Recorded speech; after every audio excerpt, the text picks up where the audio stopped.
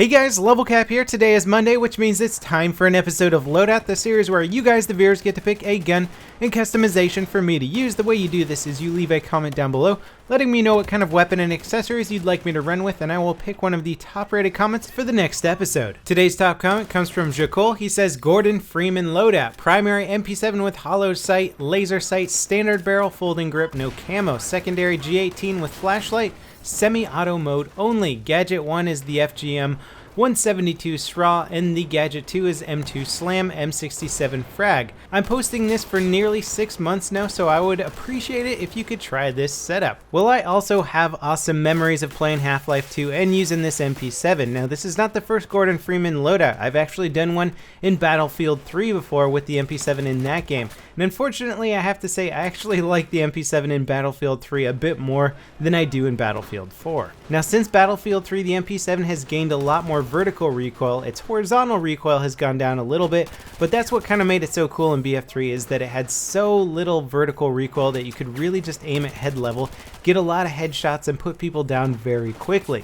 Fortunately though, its hipfire accuracy has maintained really well, so in close quarters you don't necessarily have to aim down sight. You can basically just spray and usually get a kill pretty quickly. It's maintained its extremely fast rate of fire of 950 rounds per minute, which unfortunately doesn't put this gun in running for highest DPS out there because its bullets only do 20 damage maximum. Now luckily it comes with a 40 round magazine. I won't say it's great that it has a 40 round magazine, it's pretty much necessary. If you're shooting 950 rounds per minute and you're only doing 20 damage maximum, plus your damage at range isn't particularly great, you're definitely going to need a 40 round mag just to get the multiple kills that you're going for. Now, as you can see here, I am making use of the Hipfire, and the Simthic stats show a 1.0 Hipfire multiplier. So when you put a laser sight on here, that's going to reduce it to about 0.75 accuracy. It's still going to be more accurate to aim down sight, so if you have a target at medium range, definitely ADS, but in close range, it's just going to make you a little bit more accurate and allow you to get off your shots a little bit quicker than your opponent, as you can start shooting from the hip before they can start shooting. And you'll see multiple situations here where I can really take advantage of that and catch my opponent way off guard. Now, how about strategies for this gun? Stay in close range. Your damage drop off with this weapon is atrocious. Do not go for long range targets, and I do mean that quite literally. Just don't even shoot at them unless you know that they've only got like 10 or 20% health left, because you're just not going to be able to do enough damage to take somebody down. You're going to waste all your ammo, you're going to give away your position. Save your bullets for close range where this weapon is effective. On Lane King Dam Team Deathmatch, do not even think about going out into the big open areas. Stay indoors, move around in concealed areas, work around the stairways and stuff like that, where you're going to have that close range advantage. If you find yourself out in the bushes somewhere, engaging people at extremely long range, try and make a beeline for the closest building. Buildings are where this gun is good for. Outdoors, big long streets where you're engaging people at those longer ranges, just avoid them in general, or show yourself long enough for your opponent to see you and then lure them indoors where you're going to have the advantage on them. Here I'm really just working this stairwell, being very careful with my angles, only exposing myself as much as needed, and sneaking up behind players in close quarter combat, basically popping out and surprising people. But this gun is extremely effective for that. You move around quickly with it, you just feel a little bit more nimble, especially when you don't have that ADS requirement. Now, one of the unfortunate stats on the MP7 is a 2.5 second short reload. It's actually pretty long for a gun that's meant for close quarters, and considering that the DPS on this weapon is not particularly impressive, it is really a big downside, and I think that could be one of the better balancing factors of the MP7 is to reduce its reload time. It has an incredibly simple reload mechanic in real life. I don't know why it should take 2.5 seconds. It's very similar to a pistol reload in many ways. The magazine goes right into the pistol grip on the gun, so a faster reload I think would be a nice way to balance out this weapon and certainly make it a competitor to some of the powerhouses out there like the CZ3A1, which has a 1.9 second reload.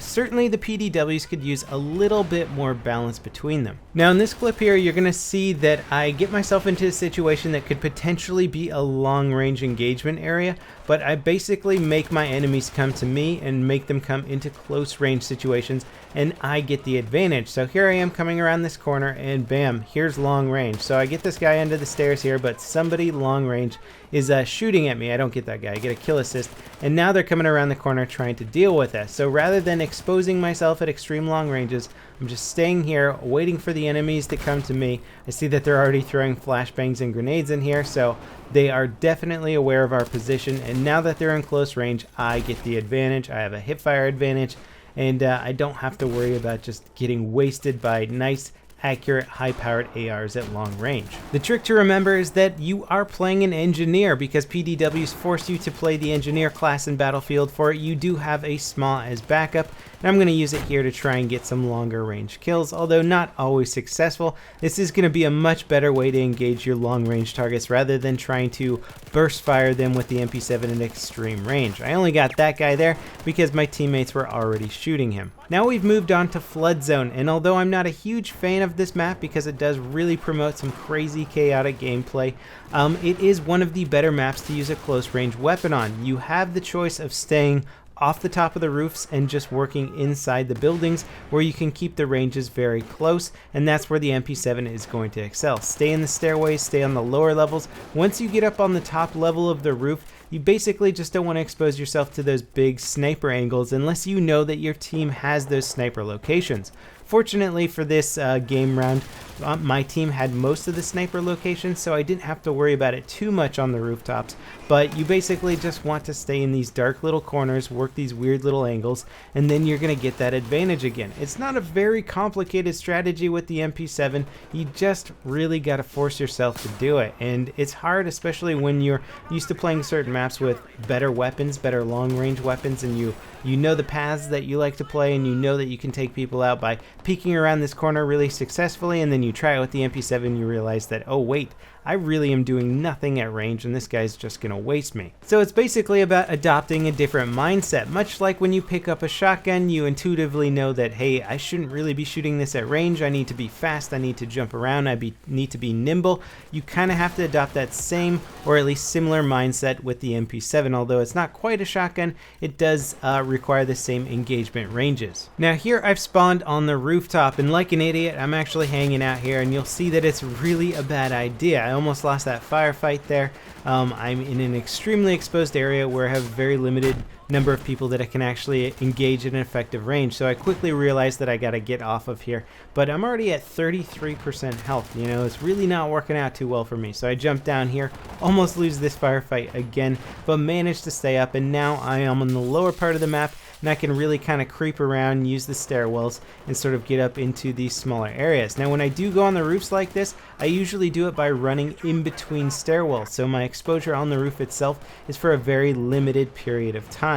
Now I'm trying to get the flag over here because I'm trying to be a good teammate and actually get the domination objectives here, but you'll notice I'm still staying in very close to cover and making sure that I'm not exposed to any sniper areas. I can see the mini-map, I see that my teammates have all those big sniper areas behind me, so I'm trying not to expose myself to those weird angles, except this guy up here manages to get some good cover on me, but that's where the SMAW comes in handy. You can always blow up the wall that they're hiding behind in good old Battlefield fashion. And what do you know, I'm out of ammo with the MP7, and I actually have an opportunity to use the G18 on semi-auto, which was just to replicate that Half-Life 2 loadout. So for the most part, the MP7 is aesthetically pleasing, but if you really want an effective little PDW for hipfire and close range combat, I recommend the CZ3A1 instead.